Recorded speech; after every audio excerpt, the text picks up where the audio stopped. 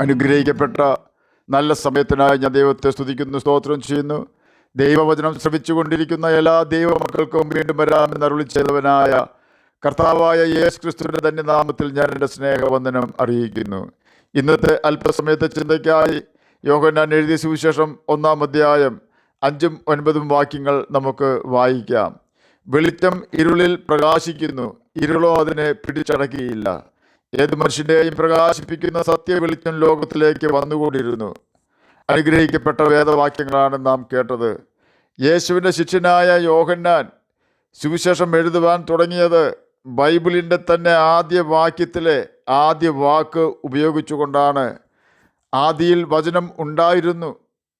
അതായത് ആദിയിൽ ദൈവം ആകാശവും ഭൂമിയും സൃഷ്ടിക്കുന്നതിന് മുമ്പ് വചനമുണ്ടായിരുന്നു എന്ന് സാരം. സമയമുണ്ടാകുന്നതിന് മുമ്പ് വചനമുണ്ടായിരുന്നു. പാപം ഉണ്ടാകുന്നതിന് മുമ്പേ വചനമുണ്ടായിരുന്നു. ഏത് വചനത്തെക്കുറിച്ചാണ് യോഹന്നാൻ അപ്പോസ്തലൻ പറയുന്നത് എന്ന് മനസ്സിലാക്കുവാൻ വെളിപ്പാട് പുസ്തകം 19-ാം അധ്യായം 13-ാം വാക്യം വായിച്ചാൽ മതിയാകും. അവിടെ രേഖപ്പെടുത്തിയിരിക്കുന്നത് അവൻ രക്തം തളിച്ച ഉടുപ്പ് ധരിച്ചിരിക്കുന്നു, അവന് ദൈവവചനം എന്ന് പേർ പറയുന്നു എന്നാണ്. വെളിപ്പാട് പുസ്തകം 19-ാം അധ്യായം 13-ാം വാക്യമാണ് നാം കേട്ടത്. യേശു യഹൂദന്മാരോട് പറയുകയാണ്, ആമേൻ ആമേൻ ഞാൻ നിങ്ങളോട് പറയുന്നു, അബ്രഹാം ജനിച്ചതിന് മുമ്പേ ഞാനുണ്ട്. യോഹന്നാൻ എഴുതിയ സുവിശേഷം 8-ാം അധ്യായം 58-ാം വാക്യം ആണ് നാം കേട്ടത്. യേശു എന്നാണ് ഉണ്ടായത് എന്ന് ചോദിച്ചാൽ അവന് ആദിയും അവസാനവും ഇല്ല എന്നതാണ് സത്യം. വെളിപ്പാട് പുസ്തകം 1-ാം അധ്യായം 17-ഉം 18-ഉം വാക്യങ്ങളിൽ ഇപ്രകാരം രേഖപ്പെടുത്തിയിരിക്കുന്നു, അവനെ കണ്ടിട്ട് ഞാൻ മരിച്ചവനെ പോലെ അവൻ്റെ കാൽക്കൽ വീണു, അവൻ വലങ്കൈ എൻ്റെ മേൽ വെച്ചു, ഭയപ്പെടേണ്ട, ഞാൻ ആദ്യനും അന്ത്യനും ജീവനുള്ളവനും ആകുന്നു. ഞാൻ മരിച്ചവനായിരുന്നു, എന്നാൽ ഇതാ എന്നേക്കും ജീവിച്ചിരിക്കുന്നു, മരണത്തിൻ്റെയും പാതാളത്തിൻ്റെയും താക്കോൽ എൻ്റെ കൈവശമുണ്ട്. ഈ വാക്യങ്ങളുടെ എല്ലാ വെളിച്ചത്തിൽ ഒരു കാര്യം നമുക്ക് മനസ്സിലാക്കാം. യേശു കന്യകമറിയാമിൽ നിന്നും ജനിച്ചപ്പോൾ ഉണ്ടായതല്ല. അവൻ സമയത്തിൻ്റെയും പ്രപഞ്ചത്തിൻ്റെയും സകല സൃഷ്ടികളുടെയും ഉടയവനാണ്. യോഹന്നാൻ അവനെ കുറിച്ച് പറയുകയാണ് ദൈവവചനം എന്നും പേരുള്ളവനായ യേശുവിനെ കുറിച്ച് പറയുകയാണ് ആദിയിൽ വചനം ഉണ്ടായിരുന്നു. യേശു പിന്നെയും അവരോട് സംസാരിച്ചു, ഞാൻ ലോകത്തിൻ്റെ വെളിച്ചമാകുന്നു, എന്നെ അനുഗമിക്കുന്നവൻ ഇരുളിൽ നടക്കാതെ ജീവൻ്റെ വെളിച്ചമുള്ളവൻ ആകും. യോഹന്നാൻ എഴുതിയ സുവിശേഷം 8-ാം അധ്യായം 12-ാം വാക്യമാണ് നാം കേട്ടത്. യേശു തൻ്റെ ശിഷ്യന്മാരോട് പറയുകയാണ്, നിങ്ങൾ ലോകത്തിൻ്റെ വെളിച്ചം ആകുന്നു. മത്തായി എഴുതിയ സുവിശേഷം 5-ാം അധ്യായം 14-ാം വാക്യത്തിൻ്റെ ആദ്യ ഭാഗത്ത് ഇത് രേഖപ്പെടുത്തിയിരിക്കുന്നു. ചുരുക്കി പറഞ്ഞാൽ ഏത് മനുഷ്യനെയും വെളിച്ചമാക്കി തീർക്കുന്ന യഥാർത്ഥ വെളിച്ചമാകുന്നു കർത്താവായ യേശു ക്രിസ്തു. ആ വെളിച്ചമായ യേശു ക്രിസ്തു ലോകത്തിലേക്ക് വന്നുകൊണ്ടിരുന്നു. യോഹന്നാൻ എഴുതിയ സുവിശേഷം 1-ാം അധ്യായം 9-ാം വാക്യത്തിൽ ഇത് രേഖപ്പെടുത്തിയിരിക്കുന്നു. ഇരുട്ട് എന്ന് ബൈബിൾ പഠിപ്പിക്കുന്നത് സൂര്യൻ അസ്തമിക്കുമ്പോൾ ഭൂമിയിൽ വ്യാപരിക്കുന്ന രാത്രിയെക്കുറിച്ചല്ല എന്ന് നമുക്കറിയാമല്ലോ. ഇവിടെ ഇരുട്ട് എന്നതുകൊണ്ട് ഉദ്ദേശിക്കുന്നത് സാത്താനും അവൻ്റെ ഇഷ്ടവിനോദങ്ങളായ പാപങ്ങളും ആകുന്നു എന്ന് ബൈബിൾ പഠിപ്പിക്കുന്നു. എന്നാൽ യേശു പാപത്തെ വെറുക്കുന്നവനും മനുഷ്യരുടെ പാപവും ശാപവും തൻ്റെ ശിരസിന്മേൽ വഹിച്ച് മനുഷ്യരെ പാപത്തിൽ നിന്നും രക്ഷിക്കുന്നവനും ആകുന്നു. യേശുക്രിസ്തു പാപികളെ രക്ഷിക്കുവാൻ ഭൂമിയിലേക്ക് വന്നു എന്നുള്ളത് വിശ്വാസ്യവും എല്ലാവരും അംഗീകരിക്കുവാൻ യോഗ്യവുമായ വചനം തന്നെയെന്ന് 1 തിമോഥെയോസ് 1-ാം അധ്യായം 15-ാം വാക്യത്തിൽ രേഖപ്പെടുത്തിയിരിക്കുന്നു. ഈ യേശുവിൻ്റെ കാൽവരി ക്രൂശിലെ മഹാപാപപരിഹാര യാഗം അംഗീകരിച്ച് ഞാനൊരു പാപിയാണ്, യേശുവേ നീ എൻ്റെ പാപങ്ങൾക്ക് വേണ്ടി ക്രൂശിക്കപ്പെട്ടു മരിച്ചു 3-ാം ദിവസം ഉയർത്തെഴുന്നേറ്റുവെന്ന് ഞാൻ വിശ്വസിക്കുന്നു. നീ കാൽവരി ക്രൂശിൽ ചൊരിഞ്ഞ രക്തം എൻ്റെ സകല പാപവും പോക്കി എന്നെ ശുദ്ധീകരിക്കുമെന്ന് ഞാൻ വിശ്വസിക്കുന്നു. ഇനിമേൽ ഞാൻ പാപം ചെയ്യാതെ ജീവിച്ചു കൊള്ളാമെന്ന് യേശു കർത്താവിനോട് നാം പ്രാർത്ഥിച്ചാൽ യേശു നമ്മുടെ സകല പാപവും പോക്കി നമ്മെ ശുദ്ധീകരിക്കുന്നു. ആ സമയം മുതൽ വീണ്ടും നാം തെറ്റുകൾ ചെയ്യുമ്പോൾ നമ്മുടെ മനസാക്ഷി നമ്മെ കുറ്റപ്പെടുത്തും. അപ്പോൾ നാം നിരപ്പ് പ്രാപിച്ചാൽ മാത്രം മതിയാകും. ദൈവമകനും ദൈവമകളുമായി നമുക്ക് ജീവിക്കുവാൻ സാധിക്കും. മനഃപൂർവ്വം ചെയ്യുന്ന പാപങ്ങൾക്ക് നിരപ്പ് പ്രാപിക്കുവാൻ നമുക്ക് കഴിയാതെ പോകും. യേശു നമ്മുടെ പാപങ്ങൾ ക്ഷമിക്കുമ്പോൾ നമ്മുടെ ഹൃദയകാഠിന്യം മാറുകയും നമ്മുടെ മുഖകാഠിന്യം നീങ്ങുകയും ചെയ്യുന്നു. അങ്ങനെയാണ് പാപത്തിൽ ജീവിക്കുന്ന ഒരു മനുഷ്യനെ ക്രിസ്തു ഉള്ളവനായി ഇരുളിൽ നിന്നും സാത്താൻ്റെ ബന്ധനത്തിൽ നിന്നും പാപത്തിൽ നിന്നും രക്ഷിച്ച് പ്രകാശിപ്പിക്കുന്നത്.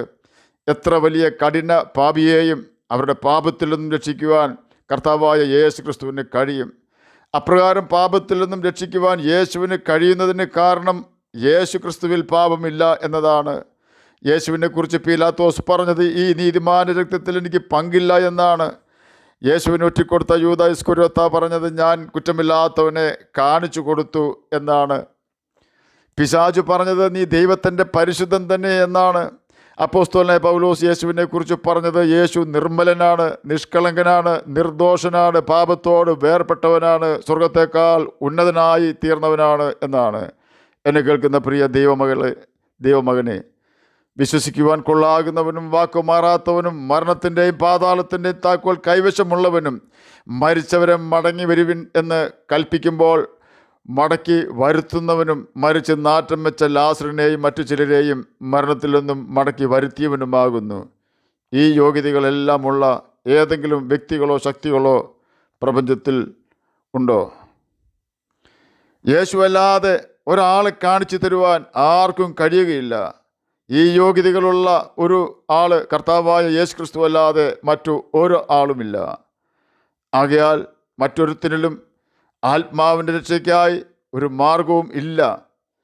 അത് യേശുവിൽ സൗജന്യമായി അവൻ ക്രൂശിൽ ചൊരിഞ്ഞ രക്തം മൂലം നമുക്ക് ലഭിച്ചിരിക്കുന്നു. ചെറിയ കാര്യങ്ങൾ സാധിക്കുന്നതിന് വേണ്ടി ഇത്ര വലിയ രക്ഷ നാം അവഗണിക്കരുതെന്ന് ദൈവാത്മാവ് നമുക്ക് മുന്നറിയിപ്പ് തരുന്നുണ്ട്. ഇത്ര വലിയ രക്ഷ നാം അവഗണിച്ചാൽ ഗന്ധകം കത്തുന്ന തീ പൊയ്ക ഒഴിഞ്ഞു പോകുവാൻ നമുക്ക് സാധിക്കുകയില്ല. അമേരിക്കയുടെ ഒരു യുദ്ധക്കപ്പൽ കടലിൽ ദിക്കറിയാതെ അലയുകയായിരുന്നു.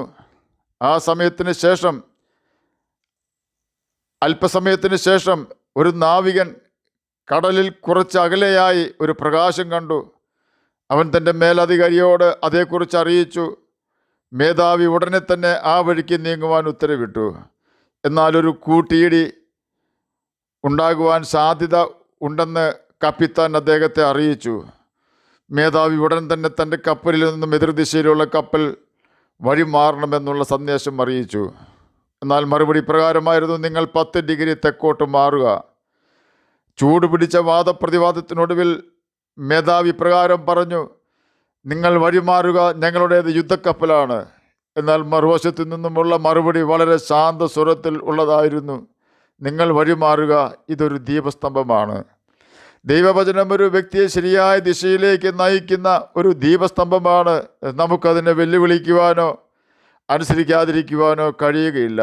അഥവാ നാം വെല്ലുവിളിക്കുകയോ ദൈവവചനത്തോട് മത്സരിക്കുകയോ ചെയ്താൽ തകർന്ന് പോവുകയല്ലാതെ നമുക്ക് മറ്റു മാർഗമില്ല. ശാപത്തിൽ നിന്നും പാപത്തിൽ നിന്നും നിത്യനരകത്തിൽ നിന്നും രക്ഷപ്പെടുവാൻ എല്ലാ മനുഷ്യൻ്റെയും ഹൃദയത്തെ പ്രകാശിപ്പിച്ച് ശരിയും തെറ്റും മനസ്സിലാക്കി കൊടുത്ത് ഏതു മനുഷ്യനെയും അവരുടെ ഇരുണ്ട സ്വഭാവത്തെ മാറ്റി പ്രകാശമാക്കി തീർക്കുന്ന യഥാർത്ഥ വെളിച്ചമാണ് കർത്താവായ യേശു ക്രിസ്തു. അവൻ സത്യ വെളിച്ചമാണ്. അവൻ്റെ മറ്റൊരു പേരാണ് ദൈവവചനം എന്നത്. ആ വചനത്തിനെ സൃഷ്ടിപ്പ് നടത്തുവാനും നമുക്ക് സമാധാനം തരുവാനും മരിച്ചവരെ ഉയർപ്പിക്കുവാനും രോഗികളെ സൗഖ്യമാക്കുവാനും നാം ഇന്ന് നേരിടുന്ന സകല പ്രശ്നങ്ങൾക്കും പരിഹാരം നൽകുവാനുമുള്ള ശക്തിയുണ്ട്. ഒരു വ്യവസ്ഥ മാത്രമേ കർത്താവായ യേശു ക്രിസ്തു നമ്മുടെ മുമ്പിൽ വെച്ചിട്ടുള്ളൂ, ഇനി പാപം ചെയ്യരുത്. ആകയാൽ നമ്മുടെ സകല ഭാരവും മുറുകെ പറ്റുന്ന പാപവും വിട്ട് സത്യവെളിച്ചമായ കർത്താവായ യേശു ക്രിസ്തുവിൻ്റെ മുഖത്തേക്ക് നോക്കി പാപം ചെയ്യാതെ ജീവിച്ചുകൊണ്ട് ഈ ലോകത്തിൻ്റെ വെളിച്ചമായി തീർന്ന് അനേകരെ പാപമാകുന്ന ഇരുളിൽ നിന്നും സത്യവെളിച്ചത്തിലേക്ക് എത്തിക്കുകയും നിത്യനരകത്തിൽ നിന്ന് രക്ഷ പ്രാപിക്കുകയും ചെയ്യാം. അതിന് കർത്താവ് നമ്മെ സഹായിക്കട്ടെ എന്ന് പ്രാർത്ഥിച്ചുകൊണ്ട് ഞാൻ എൻ്റെ വാക്കുകളിൽ നിന്ന് വിരമിക്കുന്നു. നമുക്ക് പ്രാർത്ഥിക്കാം. ഞങ്ങളെ സ്നേഹിക്കുന്ന സ്വർഗീയ പിതാവേ, നല്ല വചനത്തിനായി അങ്ങയെ സ്തുതിക്കുന്നു, സ്തോത്രം ചെയ്യുന്നു. അങ്ങയുടെ വചനം പ്രമാണിച്ചുകൊണ്ട് പാപത്തെ ഒഴിഞ്ഞ് ജീവിപ്പാൻ ഞങ്ങളെ സഹായിക്കണമേ. അങ്ങയുടെ വചനം പ്രമാണിച്ചുകൊണ്ട് ലോകത്തിൽ ജ്യോതിഷികളെ പോലെ തിളങ്ങുവാൻ ഞങ്ങളെ സഹായിക്കണമേ. സ്വന്തമായി വീടില്ലാത്തവർക്ക് വീട് കൊടുക്കണമേ. സമാധാനമില്ലാത്തവർക്ക് സമാധാനം കൊടുക്കണമേ. അങ്ങയുടെ വചനം വായിക്കുവാനും ഗ്രഹിക്കുവാനും അതിന് പ്രകാരം ജീവിക്കുവാനും മടിയനെ കേൾക്കുന്ന അങ്ങയുടെ കുഞ്ഞുങ്ങളെ സഹായിക്കണമേ. പ്രാർത്ഥന കേട്ടതിനായി സ്തോത്രം. യേശുവിൻ്റെ നാമത്തിൽ തന്നെ ആമേൻ. കർത്താവ് എല്ലാവരെയും അനുഗ്രഹിക്കട്ടെ. സ്തോത്രം.